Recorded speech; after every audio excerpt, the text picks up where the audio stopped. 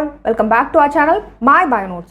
So இந்த வீடியோல நம்ம வந்து B.Ed semester 1 குரிய டாபிக் தான் ஒன்று டிஸ்கஸ் பண்ண போறோம். இந்த subject contemporary India and education. So இதில் பார்த்தீங்கன்னா the fundamental duties of Indian citizen. So இந்த டாபிக் தான் நம்ம இந்த வீடியோவில் டிஸ்கஸ் பண்ண போகிறோம். ஸோ போன வீடியோவில் நம்ம வந்து ரைட்ஸ் உரிமைகள்லாம் என்னென்னு பார்த்தோம். அதுக்கு நீங்கள் என்னோட ப்ரீவியஸ் வீடியோ ரெஃபர் பண்ணலாம். ஸோ இந்த இதில் நம்ம டியூட்டிஸ் நம்மளோட கடமைகள் ஆஸ் அ இந்தியன் குடிமகனா என்னன்றதை நம்ம இந்த வீடியோவில் ப்ரீஃபாக டிஸ்கஸ் பண்ணலாம். ஸோ வீடியோக்குள்ளே போகிறதுக்கு முன்னாடி சேனலை சப்ஸ்கிரைப் பண்ணாதவங்க கண்டிப்பாக சப்ஸ்கிரைப் பண்ணுங்கள். அண்ட் ஆல்சோ இந்த வீடியோ உங்களுக்கு பிடிச்சிருந்தா லைக் பண்ணுங்கள், ஷேர் பண்ணுங்கள், அண்ட் கண்டிப்பாக பெல் பட்டனும் கிளிக் பண்ணுங்கள். அப்போ தான் நாங்கள் ஏதாவது வீடியோ போட்டால் உங்களுக்கு நோட்டிஃபிகேஷனில் வரும். So come, let's discuss about the topic of the fundamental duties of Indian citizen. So ஒரு இந்திய குடிமகனா நமக்கு என்னெல்லாம் வந்து டியூட்டிஸ் இருக்குது, கடமைகள் இருக்குது. So as a citizen of India. So இது வந்து ஆக்சுவலாக ஆர்டிகல் 51A சொல்லியிருக்காங்க இந்திய அரசியலமைப்பு, அதாவது இந்தியன் கான்ஸ்டிடியூஷனில். So the fundamental duties are listed in article 51A added by the ஒரு திருத்தத்தில் அமெண்ட்மெண்ட் ஆக்ட் 1976 மூலமாக இந்த டியூட்டிஸ் ஆட் பண்ணியிருக்காங்க. ஸோ டியூட்டிஸ்னால் என்ன? கடமைகள். ஸோ இப்போ நம்ம வீட்டில் இருக்கோன்னா நமக்குன்னு ஒரு சில கடமைகள் இருக்குல்ல. ஸோ இதெல்லாம் பண்ணணும் அப்படின்னு சொல்லிட்டு. ஸோ ஆஸ் அ சன்னாக ஒரு ஃபேமிலியில் நீங்கள் இருக்கீங்க அப்படின்னா ஏர்ன் பண்ணணும். ஸோ அப்பா அம்மாவை நல்லா பார்த்துக்கணும். ஸோ அதெல்லாம் வந்து ஒரு ஃபேமிலியாக ஒரு ஃபேமிலி பர்சனாக இருக்க டியூட்டிஸ். ஸோ அதே மாதிரி இந்திய குடிமகனா what are the duties? Duties are moral applications and responsibilities, ஒரு பொறுப்பு. So of the citizen towards the nation. So இந்த நேஷனுக்காக, இந்த சொசைட்டிக்காக, அண்ட் இன்னொரு சக ஹியூமன் பீயிங்காக, சக உங்களுக்கு பக்கத்தில் இருக்க நெய்பர்ஸாக இருக்கலாம். ஸோ அவங்களுக்காக நீங்கள் பண்ணுற டியூட்டிஸ், நீங்கள் எடுத்திருக்க பொறுப்புகள். ஸோ இதெல்லாம் தான் வந்து நம்ம fundamental duties of the Indian சிட்டிசன்னு சொல்கிறோம். ஸோ நான் முன்னாடி சொன்னது தான் இது. It is in part 4 of the constitution. அது அமெண்ட்மெண்ட் மூலமாக இன்ட்ரடியூஸ் பண்ணியிருக்காங்க. ஸோ இது எதுக்காகனா to promote a sense of responsibility. So நம்ம இந்திய சிட்டிசனுக்கு ஒரு ரெஸ்பான்சிபிலிட்டி வரணும், ஒரு பொறுப்பு வரணுன்றதுக்காக தான் இந்த டியூட்டிஸ் எல்லாமே நம்ம இந்தியன் கான்ஸ்டியூஷனில் கொடுத்துருக்காங்க. ஸோ மெயினாக 11 ஃபண்டமெண்டல் டியூட்டிஸ் தான். ஸோ இது வந்து ஈஸி தான். ஸோ இந்த கொஷின் 10 மார்க்கில் கேட்டாங்க அப்படின்னா ஜஸ்ட் வந்து 10 மார்க்கில் கேட்டாங்க அப்படின்னா ஜஸ்ட் நீங்கள் வந்து இந்த 11 பாயிண்ட்ஸ் எழுதினீங்களாலே போதும். இந்த 11 ஃபண்டமெண்டல் டியூட்டிஸ். ஃபஸ்ட்டு பார்த்தீங்க அப்படின்னா to abide by the constitution. So இந்த வேர்டிங்ஸ் தான் அந்த கான்ஸ்டியூஷன்லேயே கொடுத்துருப்பாங்க. So it is better if you use the same word. So அந்த வேர்ட்ஸ் மட்டும் to abide by the constitution அது மட்டும் எழுதுனீங்கன்னா போதும். And respect its ideals and institution. அது நேஷ்னல் ஃப்ளாகாக இருக்கலாம், நேஷ்னல் ஆந்தமாக இருக்கலாம். ஸோ அதை நீங்கள் மரியாதை கொடுக்கணும், அதுக்கு வந்து ரெஸ்பெக்ட் பண்ணணும். இந்த கான்ஸ்டியூஷன், இந்த அரசியல் அமைப்பு படி நீங்கள் நடக்கணும். அப்புறம் இதுக்கெல்லாம் ரெஸ்பெக்ட் கொடுக்கணும்.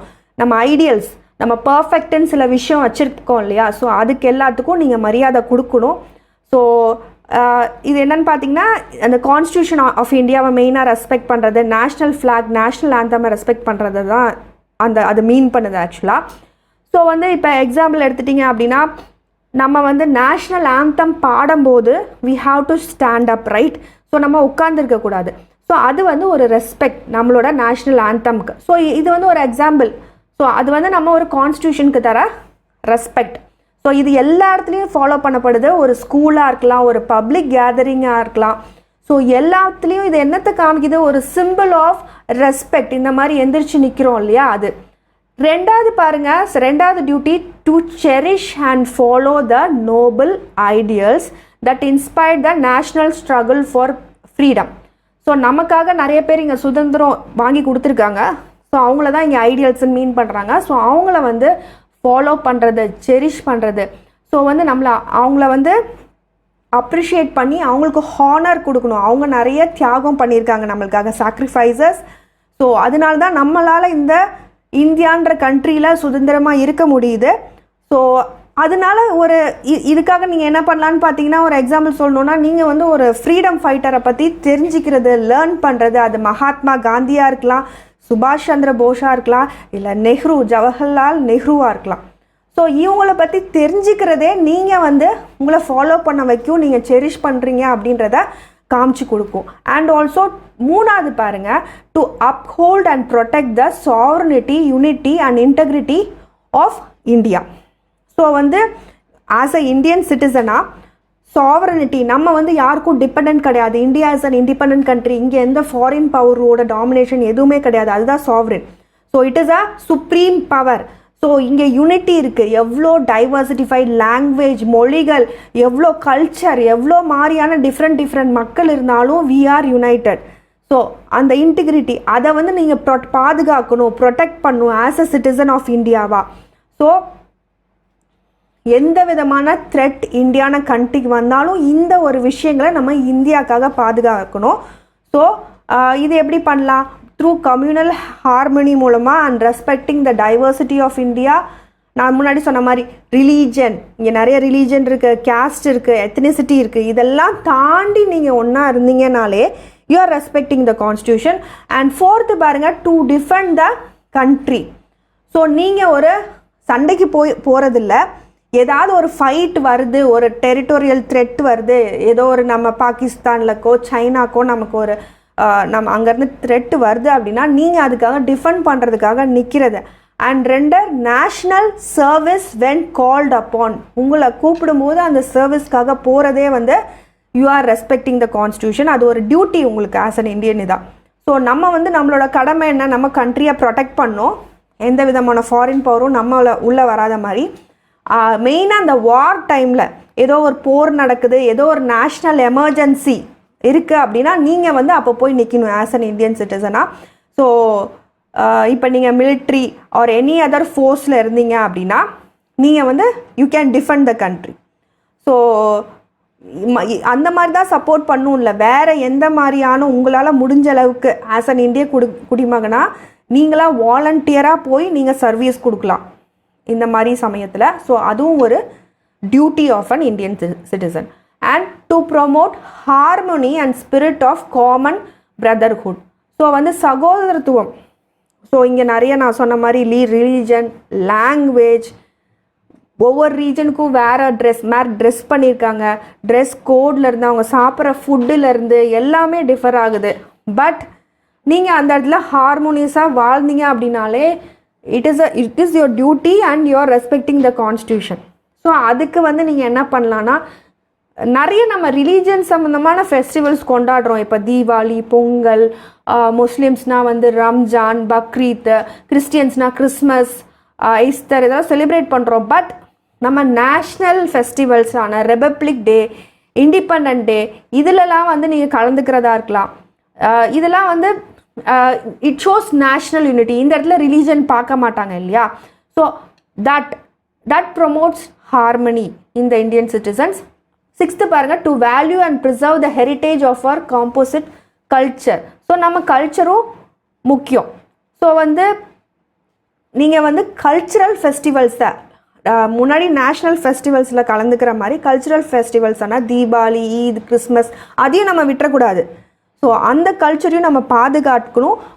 நம்மளோட மட்டும் பாதுகாத்தா பத்தாது, மற்றவங்களோடையும் நம்ம மதிக்கணும், ரெஸ்பெக்ட் பண்ணணும். அது ஆறாவது. ஏழாவது, to protect and improve the natural environment. இது ரொம்ப ரொம்ப முக்கியம். ஸோ அப்போ தான் நம்ம ஃப்யூச்சர் ஜென்ரேஷனுக்கு ஏதோ நல்லது நம்ம வந்து விட்டுட்டு போகிறதுக்கு இருக்கும். அது நீங்கள் ஃபாரஸ்ட்டாக எடுத்துக்கலாம், லேக்காக இருக்கலாம், ரிவராக இருக்கலாம், வைல்ட் லைஃபாக இருக்கலாம். ஸோ அதை வந்து நம்ம வந்து ப்ரொடெக்ட் பண்ணி இம்ப்ரூவ் பண்ணணும். ஸோ வந்து நீங்கள் வந்து இதுக்கு வந்து என்ன பண்ணலாம்? ஒரு எக்ஸாம்பிளுக்கு சொல்லணுன்னா, ஒரு ட்ரீ பிளான்டேஷன் ட்ரைவ், ஒரு மரம் நடுதல் விழா ஏதோ நடக்குது அப்படின்னா அதில் நீங்கள் கலந்துக்கிறது, நீங்கள் பிளாஸ்டிக் யூசேஜை மினிமைஸ் பண்ணுறது. ஸோ இதெல்லாம் சின்ன சின்ன விஷயங்கள்.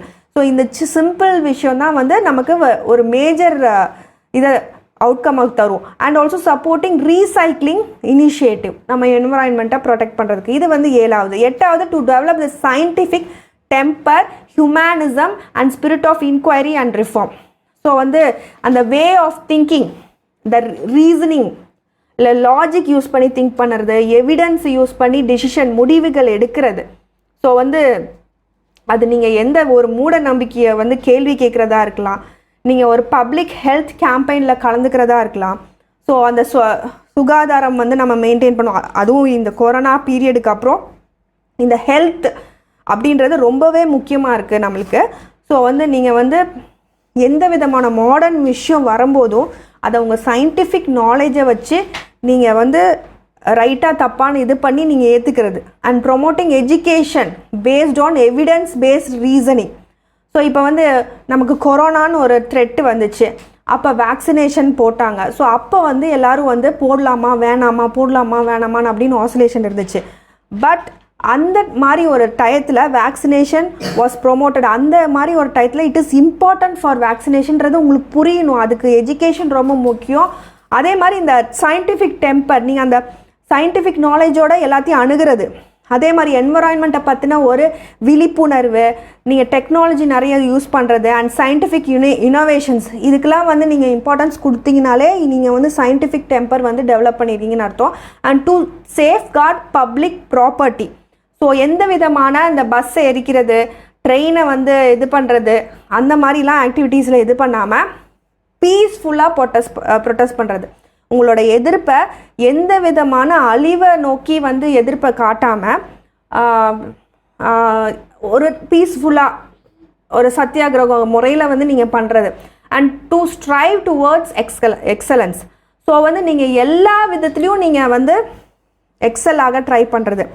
ஸோ நீங்கள் அது ஒரு கேரியராக இருக்கலாம். நீங்கள் ஒரு எஜுகேஷன் எடுத்துக்கிறீங்க, 12th வரைக்கும் படிக்கிறீங்க, அடுத்து நான் டிகிரி பண்ணணும், அடுத்து ஒரு ஜாபுக்கு போகணும். ஸோ அப்போ வந்து நீங்களும் நல்லா இருப்பீங்க, ஸோ உங்கள் சுற்றி இருக்கவங்களும் நல்லா இருப்பாங்க இல்லையா? So that is striving towards excellence as a citizen of India. So அதுவும் இம்பார்ட்டன்ட் தான். 10th point. Next, to provide opportunities for education to children.